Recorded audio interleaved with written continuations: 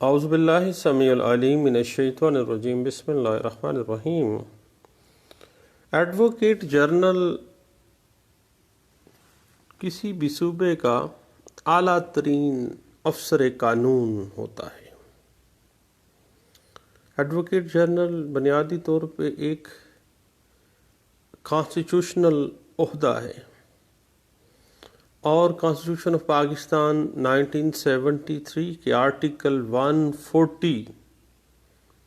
کے تحت ہی advocate general کا تقرر، اہلیت اور ڈیوٹیز وضع کیے گئے ہیں۔ ہر صوبے کا گورنر کسی ایسے شخص کو جو شخص ہائی کورٹ کا جج بننے کا اہل ہو، صوبے کا ایڈوکیٹ جنرل مقرر کر سکتا ہے۔ ایڈوکیٹ جنرل کا فرض ہے کہ وہ صوبائی حکومت کو قانونی معاملات پر مشورہ دے اور قانونی نوعیت کے ایسے دیگر جو فرائض ہیں وہ سر انجام دے جو اس کو صوبائی گورنمنٹ کی طرف سے تفویض کیے جائیں، جو اس کے ذمہ لگائے جائیں۔ اور ایک اہم بات ذہن میں رکھیے گا کہ ایڈوکیٹ جنرل کسی بھی صوبے کا اس صوبے کے گورنر کی خوشنودی تک اپنے عہدے پر فائز رہ سکتا ہے، کیونکہ یہ کانسٹیٹیوشنل عہدہ ہے۔ گورنر نے ہی اس کو اپوائنٹ کرنا ہے اور گورنر کی مرضی جب تک ہے تب تک رہے گا۔ اس کے علاوہ ایڈوکیٹ جنرل گورنر کے نام اپنے دستخطی تحریر کے ذریعے اپنے عہدے سے استعفیٰ بھی دے سکتا ہے۔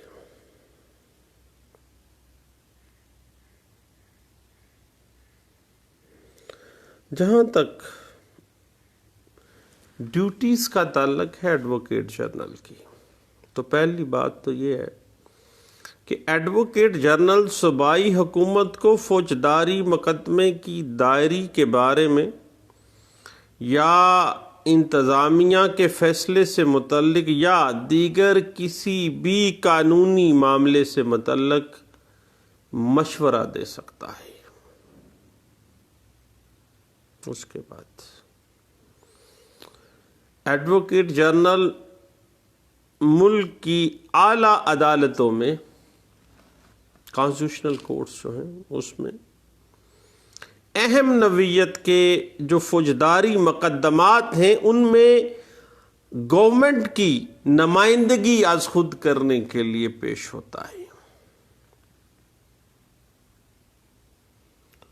اور اس کے علاوہ بعض نوعیت کے ایسے مقدمات ہیں جس میں ایڈوکیٹ جنرل اپنے معاونین کو پیروی مقدمے کا کہہ سکتا ہے۔ جو اس کے معاونین ہیں، آپ کو پتہ ہے کہ قانون میں اس حوالے سے اس کے معاونین مقرر کیے گئے ہیں، جو کہ ایڈیشنل ایڈوکیٹ جنرل ہے، اسسٹنٹ ایڈوکیٹ جنرل ہے، اور حکومت کی طرف سے جو بھی اسٹیٹ لائرز ہیں وہ سارے آپ کو پتہ ہے بنیادی طور پر تو ایڈوکیٹ جنرل کو اسسٹ کرنے کے لیے ہی ہوتے ہیں۔ یعنی ایسے مقدمات جہاں صوبائی حکومت پارٹی ہے اور جن مقدمات میں صوبائی حکومت کا کسی محکمے کا سیکریٹری پارٹی بنا ہوتا ہے، اس میں ایڈوکیٹ جنرل اپنے معاونین میں سے کسی کو پیروی مقدمے کا کہہ سکتا ہے۔ اس کے بعد ایسے مقدمات جن میں صوبائی حکومت کے افسران خود پارٹی بنے ہوں اور جن کا صوبائی حکومت نے از خود پیروی کرنے کا فیصلہ کیا گیا ہو، ان مقدمات میں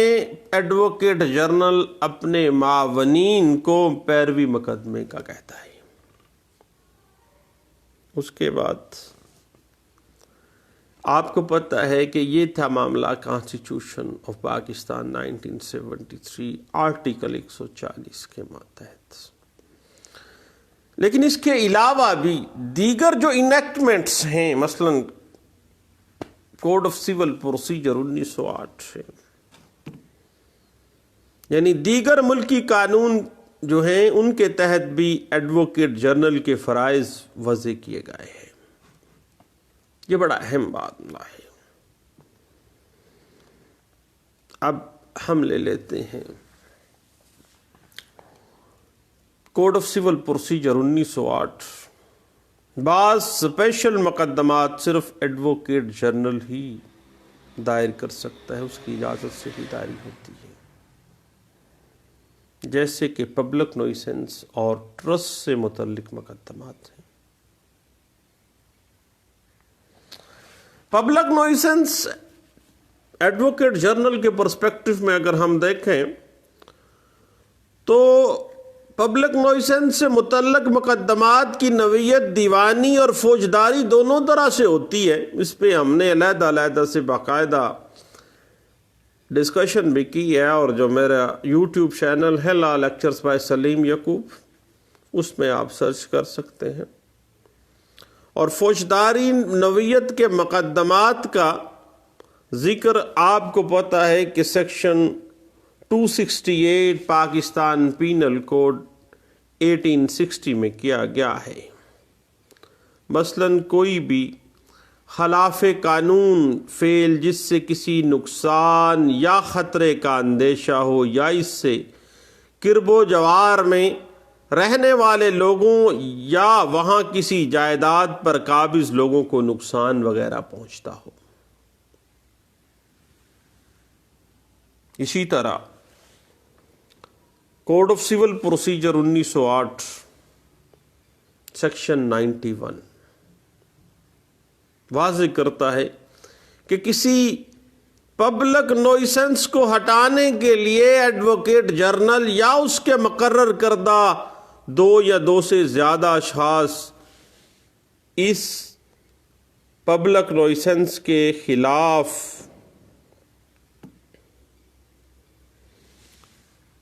انجکشن آرڈر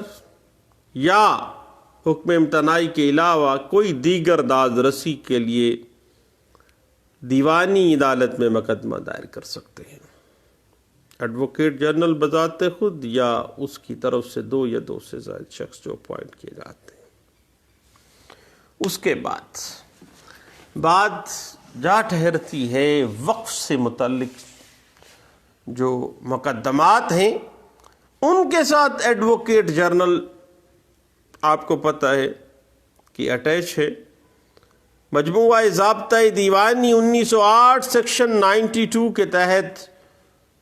جو ٹرسٹ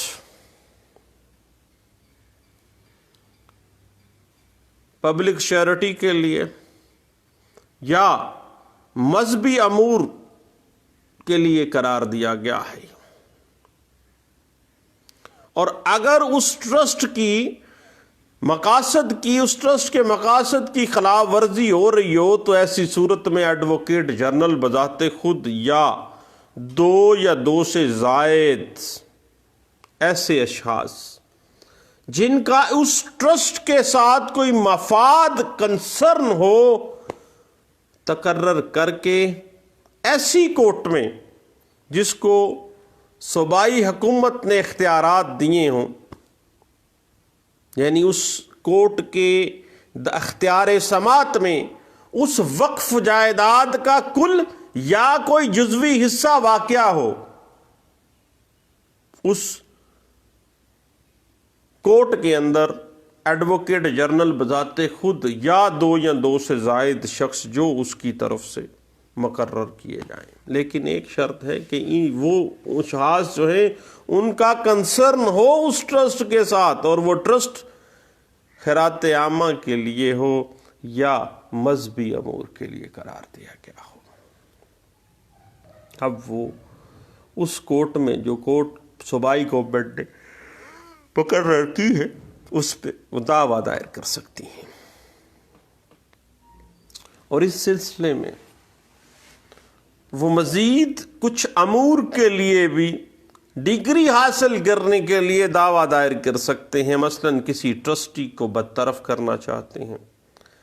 نیا ٹرسٹی تقرر کرنا چاہتے ہیں، یا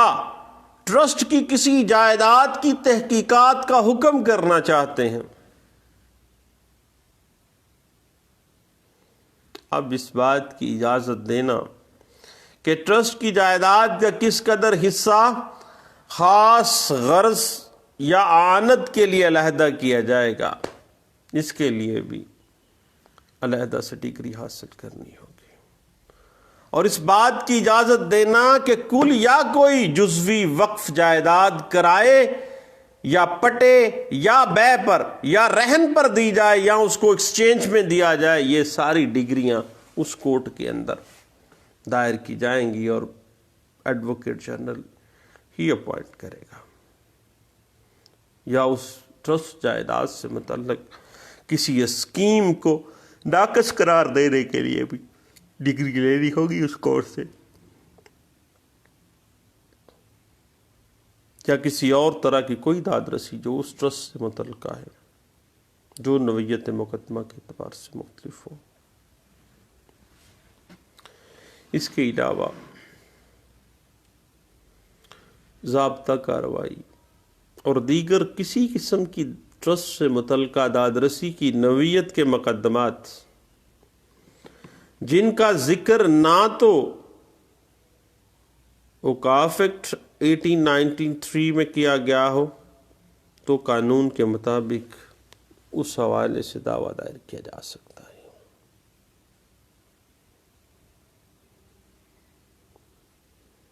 اس کے بعد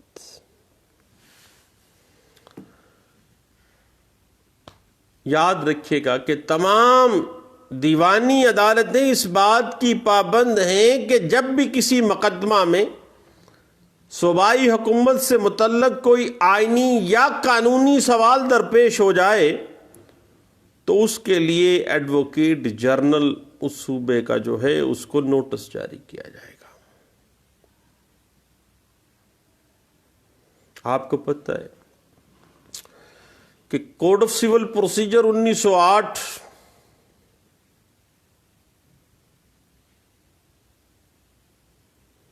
آرڈر 27 رول 1 کے تحت، جس میں سرکار مدعا علیہ ہو اور صوبائی حکومت سے متعلق کوئی معاملہ درپیش ہو، تو ٹرائل کورٹ اس وقت تک فیصلہ نہیں کرے گی جب تک کہ ایڈوکیٹ جنرل کو نوٹس نہ دیا جائے، تاکہ اس نقطے کی وضاحت کی جا سکے. اور پھر اگر صوبے کا ایڈوکیٹ جنرل نوٹس کے ملنے پر یا بصورت دیگر درخواست کرے کہ مقدمے میں صوبائی حکومت کو بطور فریق شامل کیا جائے تاکہ آئینی یا قانونی سوال کا تسلی بخش تصفیہ کیا جا سکے، تو عدالت اس بات کا اطمینان کر لینے کے بعد کہ اسے بطور گورنمنٹ کو بطور فریق شامل کر سکتی ہے. اس کے بعد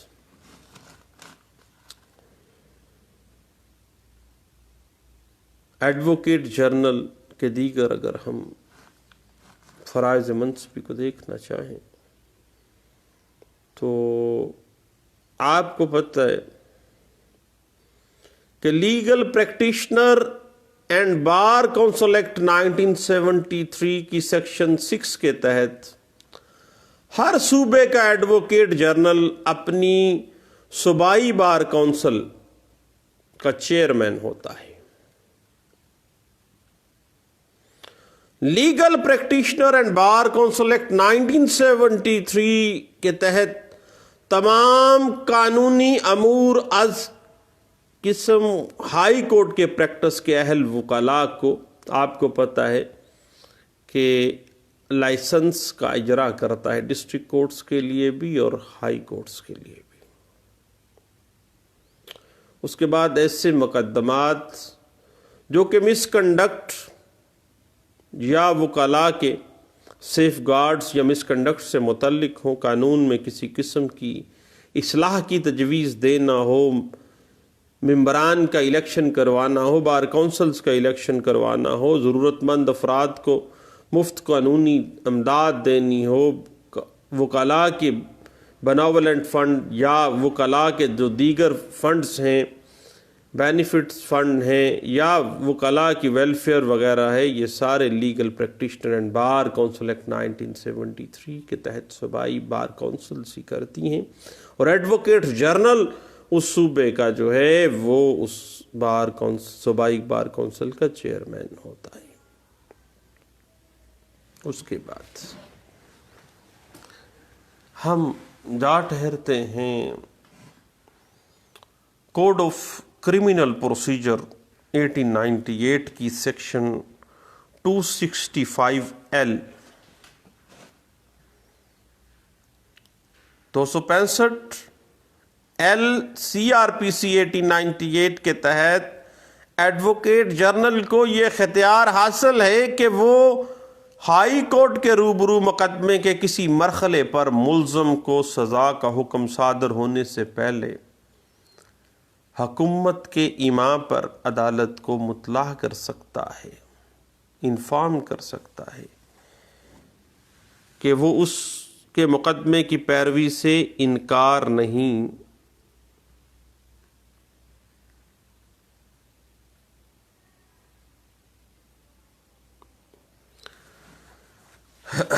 کہ وہ اس مقدمے سے انکار نہیں چاہتا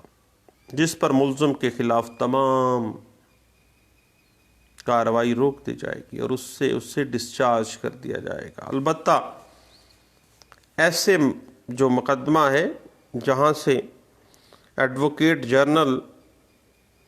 ہائی کورٹ کو حکومت کے امام پر انفارم کرتا ہے کہ وہ اس کے مقدمے کی پیروی سے انکار نہیں کرنا چاہتا، تو جب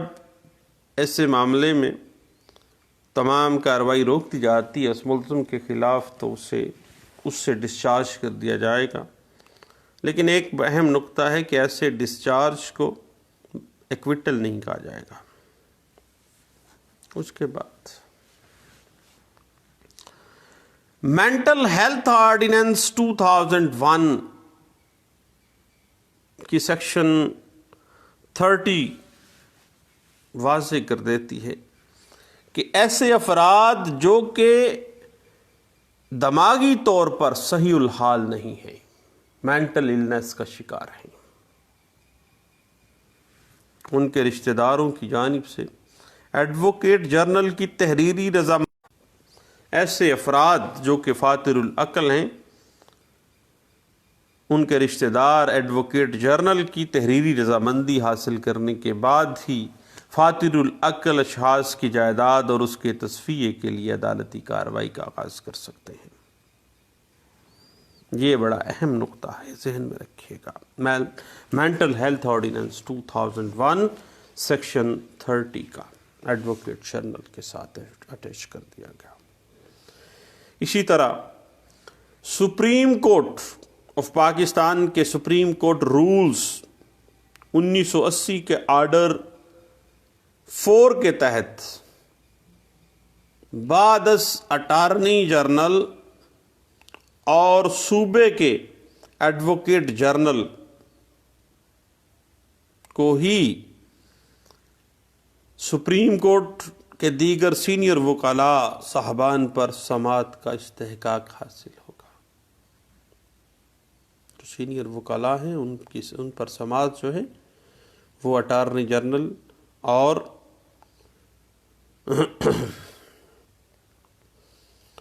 ایڈوکیٹ جنرل کے بعد ہی آگے معاملہ پروسیڈ ہوگا۔ اس کے بعد ایک اور اہم بات ہے کہ ہر صوبے کے ایڈوکیٹ جنرل کو صوبائی اسمبلی یا صوبائی اسمبلی کی کسی کمیٹی میں جس کا اسے رکن نامزد کیا گیا ہے